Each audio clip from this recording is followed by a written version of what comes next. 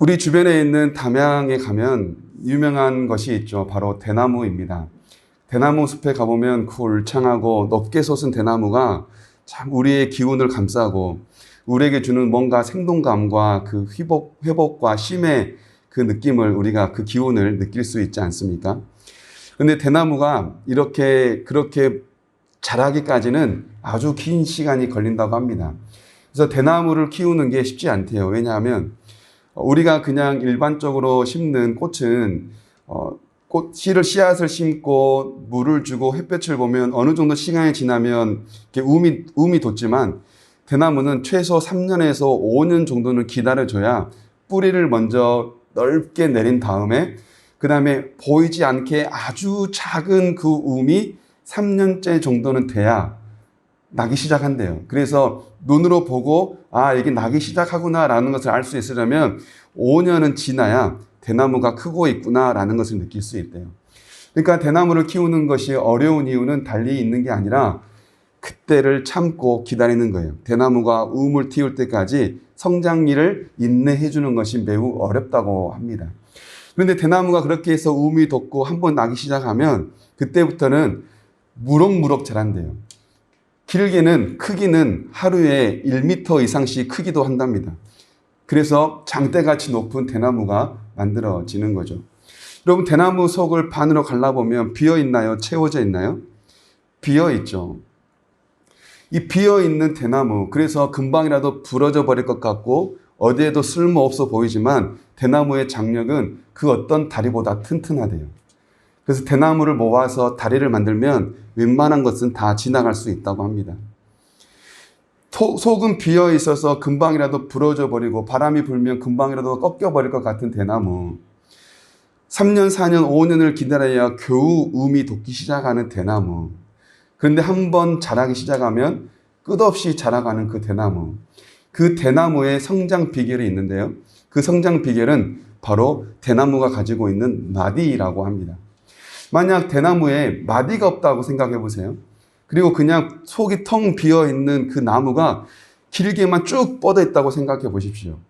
그 대나무가 얼마나 버티겠습니까?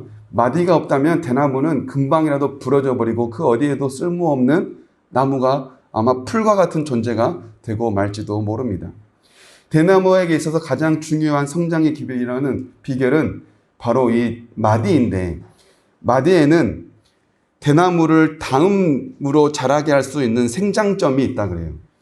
마디마다 생장점을 가지고 있어서 이 마디에서 그 다음을 자라게 하고 또 이 마디에서 그 다음을 자라게 하고 또 이 마디에서 그 다음을 자라게 하고, 그러니까 대나무에게 있어서 마디는 그 다음을 자라게 하는 생장점의 역할을 하는 거죠. 자라게 하는 세포가 마디 속에 숨겨져 있다는 거예요. 우리 삶에도 이런 마디가 있지 않습니까? 어떻게 보면 태어난 것이 첫 번째 마디이겠고, 그 다음에 부모님을 만나고 이제 유치원을 입학하면 그게 두 번째 마디일 수 있겠고, 유치원을 졸업하고 초등학교, 중학교, 고등학교, 대학교, 직장 생활, 남자 같은 경우는 군대, 그리고 전역하면 이제 직장 생활 또 하겠죠. 그러면서 결혼, 아이를 낳고 키우고 하면서 우리의 삶에도 이처럼 마디, 생장점이 있는 거예요. 우리가 언제 우리의 생각이 크고 우리의 삶이 자라나는 것들은 바로 이처럼 우리에게 주어지는 어떤 의미 있는 시간이나 우리의 삶을 훈련시키고 단련시키는 어떤 하나의 사건들이 있어서 우리는 그것으로 말미암아 조금씩 생각이 바뀌고 생각이 자라고, 그렇게 생장점이 그런 마디들로 하여금 우리를 자라게 하지 않습니까? 오늘 본문에 나오는 이 왕의 신하도요, 믿음이 성장하는데 그냥 성장하지 않아요. 믿음을 성장하게 하는 그 어떤 생장점이 있는 거예요. 처음에는 표적을 믿고 표적을 기대하는 마음으로 예수님을 만났지만 예수님의 지적을 듣고 이제는 표적이 아니라 말씀을 듣기 시작함으로부터 믿음이 자라거든요. 그러니까 이 왕의 신하의 모습 속에 나타나는 믿음의 성장의 생장점은 바로 표적이 아니라 말씀에 있다. 믿음이 자라나는 가장 중요한 비결은 표적이 아니라 말씀이다라고 하는 것을 오늘 본문을 통해 우리에게 말씀해 주고 있습니다. 우리 삶이 우리의 생각과 우리의 성품이 자라나는 것처럼, 어떤 마디와 생장점을 통해서 자라나는 것처럼 우리의 신앙 역시 자라나야겠죠. 우리의 신앙을 자라게 하는 생장점은 다른 것이 아니라 바로 예수 그리스도의 말씀이다. 하나님의 말씀이 우리의 신앙을 자라게 한다. 그 말씀이 우리 삶의 곳곳에 마지처럼 꽂혀 있을 때 우리는 넘어지지 않고 부러지지 않고 비록 휘어지는 한이 있더라도 견딜 수 있는 그 힘을 가지게 된다라고 하는 것을 우리가 오늘 말씀을 통해서 깨닫기 원합니다. 오늘 본문에 있는 47절에서 이렇게 말씀합니다. 그가 예수께서 유대로부터 갈릴리로 오셨다는 것을 듣고, 이 왕의 신하의 믿음의 모습을 보면 처음의 믿음 뭐였냐면 표적을 듣고 믿는 믿음이었어요. 예수님에 대한 소문을 들었던 거죠. 지금 이곳이 어디입니까? 갈릴리 가나로 예수님께서 다시 돌아오지 않았습니까? 근데 갈릴리 가나에서 어떤 일이 있었나요?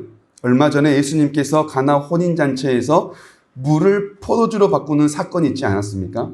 왕의 신하가 이 이야기를 어디서부터 들은 거예요. 예수님이라고 하는 한 사람이 물을 포도주로 바꿨더라. 사람들은 이 예수님을 바로 물을 포도주로 바꾸는 어떤 기적을 일으키는, 표적을 행사하는 한 위대한 사람으로 소문이 나 있었던 거죠. 그 소문을 이 왕의 신하가 들었던 거예요. 그것을 듣고 예수님을 찾아온 겁니다. 마치 사마리아 여인이 예수님을 만나고 사마리아 여인이 이 예수님이 진정한 생명을 주시는 분이구나라는 것을 깨닫고 마을로 돌아가서 복음을 전했을 때 수많은 사람들이 예수님께로 오거든요. 근데 예수님께로 왔을 때 그 사람들은 어떤 마음으로 왔을까요? 예수님에 대한 소문을 듣고 왔던 거예요. 그런 것처럼 이 왕의 신하 역시 처음에는 예수님이 표적을 행하더라라고 하는 그 소문을 듣고 예수님을 찾아온 거죠. 왜요? 자기의 아들이 병 걸러 죽게 생겼거든요. 지금 자기의 아들을 살려야 하거든요. 물을 포도주로 바꾸신 이 분이라면 죽게 생긴 우리 아들을 살릴 수도 있겠다라고 하는 표적에 대한 기대를 가지고 예수님을 찾아온 겁니다. 그래서 예수님께서 표적을 구합니다. 아들을 낫게 해달라고 기도해요. 47절 하반절, 가서 청하되 내려오셔서 내 아들의 병을 고쳐주소서 하니 그가 거의 죽게 되었음이라. 지금 우리 아들이 거의 죽게 되었는데 예수님 제발 우리 아들 좀 살려주십시오. 예수님께 자기의 아들을 살려달라 할 때 이 왕의 신하가 하는 말이 있어요. 내려오셔서. 예수님을 표적을 행하는 어떤 마술사와 같은 한 사람으로만 생각한 거예요. 말씀으로 낫게 하실 것이다 라고 하는 기대가 없는 거죠. 지금 우리 아들이 나으려면 누가 필요한 거예요? 의사와 같은 사람이 필요한 거예요. 그 옆에 지금 이 아들을 만져줄 누군가가 필요한 거예요. 예수님의 능력을 제한시킨 거예요. 어떻게 해요? 내려와야만 나을 수 있을 것으로. 그래서 내려와 달라고를 2번이나 이야기해요. 내려오셔서, 꼭 내려오셔서 우리 아들을 치료해 주십시오. 오늘 본문 앞에 있는 내용을 보면 갈릴리 사람들이 예수님을 영접했다라고 말하는데요. 우리 이 부분을 한번 함께 읽어볼까요? 요한복음 4장 44절부터 45절인데요. 함께 읽어봅니다. 시작. 친히 증언하시기를 선지자가 고향에서는 높임을 받지 못한다 하시고 갈릴리에 이르심에 갈릴리인들이 그를 영접하니 이는 자기들도 명절에 갔다가 예수께서 명절 중 예루살렘에서 하신 모든 일을 보았음이더라. 아멘. 예수님께서 말씀하셨어요. 고향에 가면 사람들이 나를 알아보지 못할 거야. 그런데 예수님의 말씀처럼 되는 게 아니라 고향에 갔더니 사람들이 예수님을 뭐예요? 영접해줘요. 그런데 이들이 영접한 이유가 있대요. 이는 뭐 때문에요? 자기들도 명절에 갔다가 예수께서 명절 중 예루살렘에서 하신 모든 일을 뭐 했기 때문에? 보았기 때문에. 그러니까 예수님께서는 미리 아신 거예요. 내가 고향에 가면 이들이 나를 높임을 하지 않을 거야. 나를 높이지 않을 거야. 라는 걸 예수님은 미리 아셨어요. 근데 그들이 영접했대요. 그럼 이것은 뭐예요? 이들이 지금 영접하는 건 예수님을 하나님의 아들 구원자로 믿어 영접한 게 아니라 뭘 영접한 거예요? 예수님께서 예루살렘에서 행하신 기적을 보고 우리에게도 이런 표적이 있으면 좋겠다. 라고 하는 표적을 기대하는 마음으로 예수님을 영접했던 거예요. 예수님께서 가나 잔치에서 이들의 표적을 일으키시고 그들이 예수님을 믿었다고 말할 때 예수님께서 그들을 향해서 뭐라고 말씀하신지 아세요? 그들에게 자기의 몸을 의탁하지 않았더라라고 말해요. 함께 읽어보실까요? 2장 23절부터 25절인데요. 요한복음 2장 23절부터 25절 시작.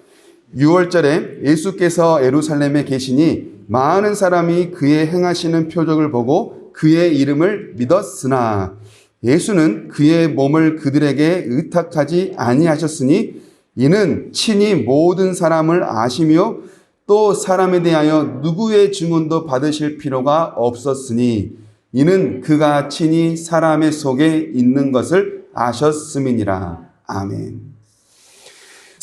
많은 사람들이 예수님의 표적을 보고 예수님을 믿었대요. 대단하지 않습니까? 그런데 예수님은 그들의 속에 무엇이 있는지를 아시기에 그들에게 자기의 몸을 의탁하지 않았어요. 그들에게 자기의 몸을 맡기지 않았어요. 예수님은 자기를 믿는 자들이 어떤 믿음을 가진 자들이기 알았기에 그들을 믿거나 신뢰하거나 그들에게 자기의 몸을 맡기지 않았다는 거예요. 예수님께서는 이처럼 표적으로 자기를 믿는 자들에 대한 믿음을 어떤 믿음인지 예수님은 아시는 거예요. 이들이 지금 나를 믿는데 무엇 때문에 나를 믿구나. 예수님은 대번에 알아본다는 거예요. 이들이 표적 때문에 지금 나를 믿구나 라는 사실을 예수님이 아신다는 거예요. 그래서 그들에게 자기의 몸을 의탁하지 않는데요. 예수님은 이처럼 표적을 구하는 왕의 신하, 그 왕의 신하에게 뭐라고 말씀하세요? 48절 우리 함께 읽어봅니다. 시작. 예수께서 이르시되 너희는 표적과 기사를 보지 못하면 도무지 믿지 아니하리라. 너희는 표적과 기사를 보지 않으면 도무지 나를 믿지 않을 거야. 예수님은 아신 거예요. 자기의 아들을 한 번만이라도 좀 살려달라고 집에 오셔서 한 번만이라도 좀 만져달라고 애걸하고 기도하는 간청하는 그 왕의 신하에게 오히려 더 위로하고 친절과 따뜻함으로 다가오신 게 아니라 그의 믿음에 대하여 잘못된 부분을 분명하게 지적해 주시는 거예요.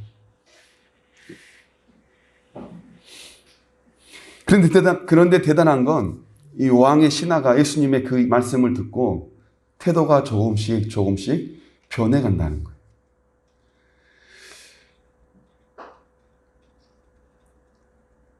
마음이 오히려 더 토라질 것 같지만 그 예수님의 직언을 듣고 조금씩 마음을 바꿔가요.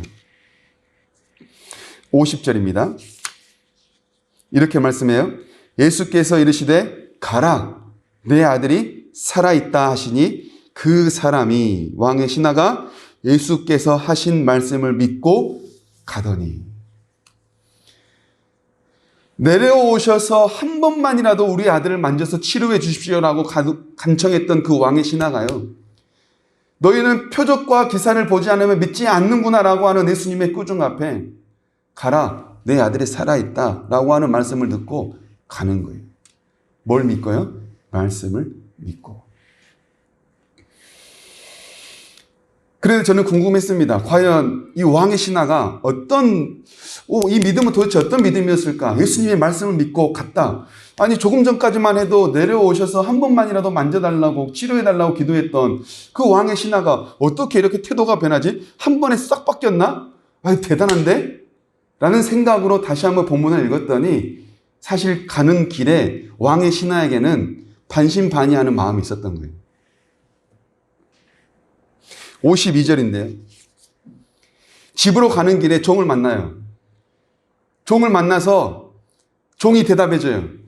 아니 지금 주인님 아들이 곧 죽게 생겨서 예수님 만나러 갔지 않습니까? 그런데 놀라운 일이 벌어졌어요. 주인님 아들이 어제 7시에 낫기 시작했어요. 왕의 신하가요, 자기의 아들이 낫기 시작했다라고 이야기를 듣고 물어요. 뭐예요? 그때가 언제냐? 낫기 시작한 때가 언제냐라고 묻는 거예요. 지금 왕의 신하는 자기의 아들이 나을 것이라고 하는 예수님의 말씀 앞에 믿고 가긴 했지만, 정말 그러면 좋겠다. 진짜 그러면 좋겠다. 예수님의 말씀이 정말로 이루어지면 좋겠다라고 하는 바람을 가지고 갔던 거예요. 그래서 왕의 신하의 종이 아들이 낫기 시작한다라고 하는 말을 듣고 그때가 언제냐? 자기가 예수님께 그 말씀을 듣기 시작한 때였는지 아닌지를 따져보는 거예요. 왕의 신하는 예수님의 말씀을 듣고 믿음으로 나아가긴 했지만 여전히 그 마음속에는 반은 의심, 반은 믿음의 상태가 있었던 거죠. 그러자 확신을 합니다. 53절이에요. 함께 읽어보실까요? 그의 아버지가 예수께서 내 아들이 살아있다 말씀하신 그때인 줄 알고 자기와 그 온 집안이 다 믿으니라. 아멘. 예수님께서 내 아들이 살아있다 말씀하신 그때가 바로 그때인 줄을 알고 자기와 온 집안이 예수님을 믿기 시작한 거예요. 예수님께서 말씀하신 게 정말로 이루어졌구나. 예수님께서 나에게 말씀하신 그것이 진실로 이루어졌구나라고 하는 말씀이 이루어지는 것을 보고 온 집안이 믿기 시작한 거예요. 왕의 신하의 믿음의 변화를 보세요. 처음에는요, 소문을 듣고 표적을 듣고 예수님이 나에게도 그런 일이 있으면 좋겠다. 그래? 그런 사람이 있다고? 그래? 라고 하는 믿음이었어요. 그리고 나서 두 번째 믿음이 바뀌어요. 예수님께 그러면 나도 한번 내 표적을 구해야겠다. 표적을 들은 믿음에서 표적을 구하는 믿음으로 바뀌어요. 그 다음엔요, 표적을 구하던 믿음에서 말씀을 믿는 믿음으로 바뀌어요. 말씀을 믿는 믿음에서 말씀이 이루어지는 것을 보고 확신하고 어떻게 해요? 온 가족이 예수님을 믿게 되므로 복음을 전하는 믿음으로 바뀌어요. 표적을 듣고 소문으로 그쳤던 이 믿음이 거기에만 멈추지 않아요. 이것이 생장점이 되어서 뭐가 돼요? 표적을 구해요. 이것이 생장점이 돼서 뭘 구해요? 말씀을 들어요. 이것이 생장점이 돼서 뭘 해요? 말씀을 믿고 확신을 얻어 이제는 복음을 전하는 믿음으로 성장해 가요. 왕의 신하의 믿음이 만약에 표적에서만 그쳤다면 이 이야기는 믿음에 대한 위대한 한 사람의 이야기로 등장하지 않을 겁니다. 그런데 왕의 신하는 표적을 구하는 믿음에서 나중에는 복음을 확신을 가지고 전하는 믿음으로 바뀌어가므로 말씀을 믿는 믿음이 얼마나 위대하고 대단하고 중요한 것인가를 깨닫게 해줘요. 믿음. 여러분, 우리가 예수님을 믿는다는 것 바로 뭘 의미할까요? 바로 말씀을 믿는 거예요.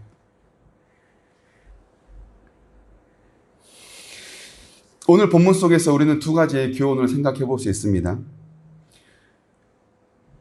왕의 신하가 간절한 마음으로 예수님을 찾아가서 간청했잖아요. 병을 낫게 해달라고. 왕의 신하예요. 그러면 이 신하는 자기의 병을 낫게 해줄 사람을 오랫동안 찾아오지 않았겠습니까? 그런데 왕의 신하가 자기의 아들을 낳게 해주신 분이 자기가 평생 동안 섬겨온 왕이 아니라 누구라는 거예요? 처음 만나본 예수님이라는 거예요. 왕의 신하는 이때 깨달아요. 진정한 왕이 여기 있구나.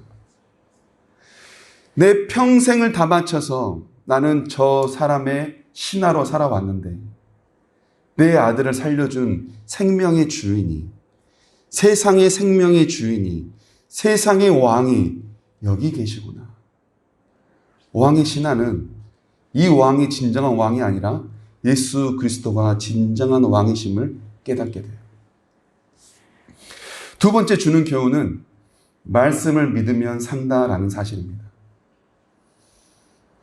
표적을 구하면 표적이 이루어지는 게 아니라 말씀을 믿을 때 말씀의 역사가 일어난다.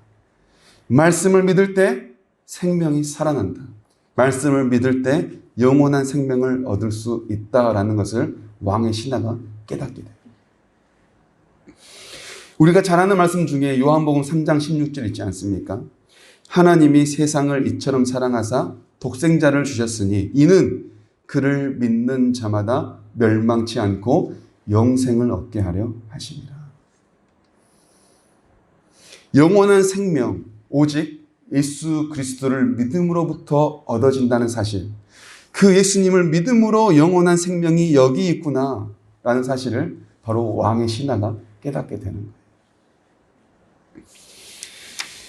여러분, 우리는 이 왕의 신하의 모습, 믿음의 모습을 보면서 표적을 구하는 믿음에서, 표적을 들은 믿음에서 말씀을 믿고 말씀이 역사되어지는 믿음을 갖게 된, 복음을 전하게 되는 믿음을 갖게 된 이 왕의 신하의 모습을 보면서 과연 여러분, 우리의 믿음은 어느 지점에 있나요? 우리 믿음의 마디는 지금 어디에 멈춰 있습니까? 아니면 그 마디로 인해서 계속해서 성장해 가고 있나요? 우리는 지금 왕의 신하의 믿음 가운데 나의 믿음이 어디에 있구나라는 것을 짐작해 볼 수 있을 거예요.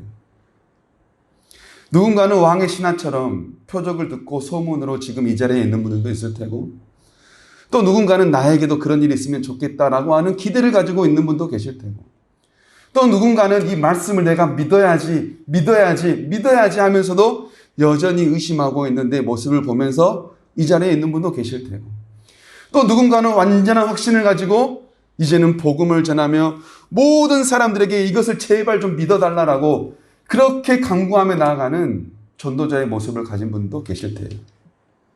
여러분, 지금 우리의 믿음의 모습은 어떤 모습입니까?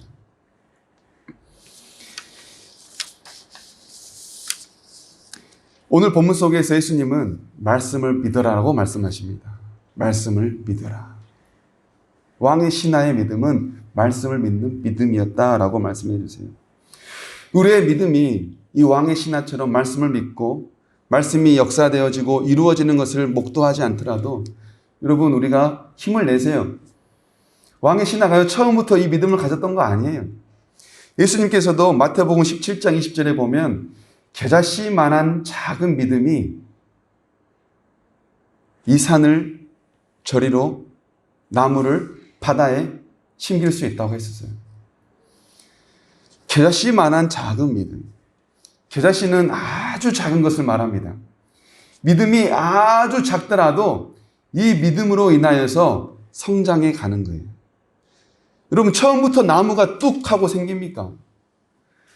씨앗이 있어야 될 것이고, 이것을 자라게 하는 누군가가 있어야 될 것이고, 관리해주고 계속해서 가꿔주는 그 누군가의 수고가 있고 나서 나무가 있는 것 아니겠어요?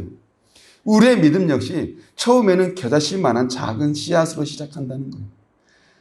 대나무가 그 후에 자라는 것처럼 우리도 믿음의 생장점을 가지고 조금씩 자라나게 되는 거예요. 지금 우리의 믿음의 상태가 어디에 있는지 스스로를 점검했다면 이제는 이 믿음이 마디를 통하여 잘 성장할 수 있도록 우리를 갖고 가야 할 겁니다. 그런데 중요한 건 마디는 표적이 아니라 뭐라는 거예요? 말씀이라는 거예요. 우리의 믿음이 성장하기 위해서는 말씀을 마디 삼아서 말씀을 차곡차곡 쌓아갈 때 우리의 믿음이 자라갈 수 있다는 거예요. 말씀을 믿어라라고 하는 것, 말씀. 그러면 우리는 이 말씀이 뭔지를 먼저 깨달아야 되지 않겠습니까? 우리 이 부분 아주 중요하니까요. 이 부분은 꼭 짚고 넘어가면 좋겠습니다. 말씀을 믿어라. 요한복음의 관점에서 말씀은요, 곧 뭘까요? 요한복음 1장 1절 그리고 1장 14절 함께 읽어보실까요? 먼저 1장 1절입니다. 시작. 태초에 말씀이 계시니라. 이 말씀이 하나님과 함께 계셨으니 이 말씀은 곧 하나님이시니라. 아멘. 말씀이 곧 하나님이신데 이 말씀이 언제부터 있었대요? 태초부터 있었대요. 그리고 나서 이 말씀이 왔대요. 14절 시작.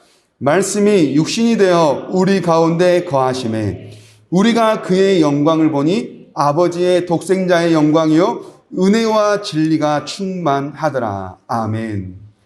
태초부터 계셔서 세상을 창조하시고 하나님과 함께 하셨던 그 말씀이 육신이 되어 우리 가운데 거하심으로 우리가 그의 영광과 진리를 보게 됐대요. 그 말씀이 뭔가요? 바로 예수 그리스도예요. 우리가 말씀을 믿는다라고 하는 건 첫 번째 예수님을 믿는 거예요. 예수님은요, 보이지 않는 하나님의 형상으로 이 땅에 오셨어요. 우리는 이 예수님을 보고 하나님을 봐요. 그렇죠? 우리는 이 예수님의 입으로부터 나오는 말씀을 듣고 하나님의 말씀을 들어요. 그리고 우리는 예수님이 살아온 삶을 보면서 말씀이 이루어지는 걸 목도해요. 여러분, 말씀을 본 적 있습니까? 말씀은 듣는 거예요? 보는 거예요? 여러분, 말하면 말을 본다라고 말합니까? 듣는다고 말합니까? 듣는다고 말하잖아요. 그런데 하나님은 우리에게 말씀을 볼 수 있게 해주셨어요. 누굴 통해서요? 예수님을 통해서. 예수님은 하나님의 말씀을 이 땅 가운데 보이게 해주세요. 예수님이 살아가심으로, 예수님이 이 땅에 계심으로 말미암아 우리는 하나님의 말씀을 살아있게 이루어지는 것을 직접적으로 보며 산다는 거예요. 그러니까 하나님의 말씀은요, 듣기도 하지만 보기도 하는 거예요. 여러분, 말씀은요, 시공간을 초월합니다. 그렇죠? 말은요, 어느 공간에 매이지 않아요. 말은요, 어느 시간에 매이지 않아요. 말은요, 시간과 공간을 초월해요. 하나님의 말씀은 어느 곳에 매이지 않아요. 시간과 공간을 초월해요. 왕의 신하는 내려오셔서 치료해달라고 했지만 예수님은요, 내려가지 않았어요. 가라. 내 아들 나았다. 예수님의 말씀은 살아있고 운동력이 있고 활력이 있어 그 어떤 것도 다 아시기에 시간과 공간을 매이지 않아요. 가라. 내 아들이 살아있다라는 말씀이 그 아들에게 임한 거예요. 우리가 말씀을 믿는다라고 하는 건 예수 그리스도를 믿는 것이며 예수님의 입으로부터 나오는 예수님을 통하여 보게 되는 그 하나님의 말씀을 믿는 거예요. 예수님께서 전하신 것이 있습니다. 마가복음 1장 15절. 예수님께서 뭘 전하셨을까요? 함께 읽어보실까요? 시작. 때가 찼고 하나님의 나라가 가까이 왔으니 회개하고 복음을 믿으라 하시더라. 아멘. 첫 번째로 예수님 자체를 믿는 것이라면 예수님의 말씀을 믿는 거예요. 그건 바로 뭐예요? 때가 찼고 하나님의 나라가 가까이 왔다는 거예요. 때가 찼고. 때가 뭐예요? 하나님께서 이 세상을 통치하실 때 그 하나님의 나라가 뭐예요? 왔대요. 왔습니까? 그때 사람들이 이 말씀을 듣고 아, 왔구나 했을까요? 아니요. 아무도 왔다고 생각하지 못했어요. 예수님께서 말씀하신 이 때가 찼고 하나님의 나라가 가까이 왔다라는 것은 바로 이 세상의 왕이 되고 이 세상을 통치할 누가 온 거예요? 예수 그리스도가 왔다는 거예요. 내가 이 땅에 옴으로부터 때가 찼고 내가 이 땅에 옴으로부터 하나님의 나라가 이루어지기 시작했다는 거예요. 그래서 예수님은 때가 찼고 하나님의 나라가 가까이 왔다는 것을 자기가 이 땅에 오셔서 사역을 시작하심으로부터 이루어지고 있음을 뭐 하는 거예요? 선포하고 있는 거예요. 예수님의 입에서 나오는 건 바로 뭐예요? 하나님의 나라가 시작되었다는 거예요. 그 하나님의 나라가 시작되었다라고 하는 것을 믿는다면 뭐 하래요? 여러분 뭐 하래요? 가까이 왔으니 회개하고 복음을 믿어라. 아멘. 따라 보실까요? 회개하고 복음을 믿어라. 아멘.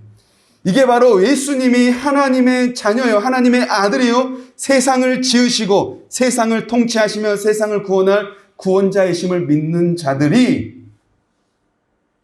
이루어갈 뭐예요? 반응이에요. 말씀을 믿는다면, 하나님의 말씀을 믿는 자들은 뭐 하는 거예요? 회개하고 복음을 믿는 거예요. 여기서 말하는 복음은 뭘까요? 예수 그리스도 자체가 복음이며 예수님이 하신 말씀이 복음이에요. 그때 뭐가 필요해요? 회개가 필요해요.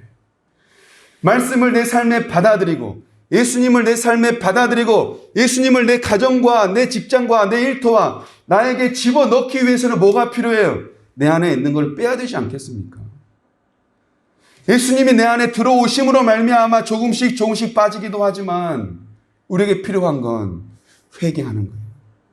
삶을 돌이키고 삶의 방향을 하나님께로 향해 나아감으로 회개할 때 복음이 들어와 내 삶 가운데 융화되는 거예요. 말씀을 믿는 것, 예수 그리스도를 믿는 것이고 말씀을 믿는 것, 예수님을 그리스도로 믿는 자로서 회개하고 복음을 믿는 반응을 보이는 거예요. 여러분, 왕의 신하의 모습을 보십시오. 처음에는 예수님을 구주로 영접하진 않았습니다. 표적을 일으키는 대단한 한 신하로만 생각했어요. 그런데 예수님을 만나 말씀을 듣고 그의 삶이 조금씩 변해가고 온 가족이 예수님을 믿는 삶으로 변화됩니다. 여러분, 우리의 삶이 이처럼 신앙이 성장해 갈 수 있기를 원합니다. 우리의 신앙이 성장하기 위해 생장점이 있어야 돼요. 그게 바로 뭐예요? 말씀이에요. 말씀이 우리에게 마디로 있을 때 우리의 신앙이 무럭무럭 자라게 되고 견고해질 수 있는 거예요. 마디가 많으면 많을수록 더 무럭무럭 자라요. 마디가 많으면 많을수록 더 단단해져요. 하나님의 말씀을 늘 내 삶 가운데 되새기고 집어넣고 함께 살아감으로 하나님께서 우리에게 원하시는 이 믿음을 가져가고 표적을 구함으로 믿음을 얻는 것이 아니라 믿음으로 말씀의 역사가 이루어지는 것을 목도하게 되는 우리 모두가 될 수 있기를 간절히 원합니다. 우리 함께 주신 말씀 생각하시면서 찬양하기 원합니다.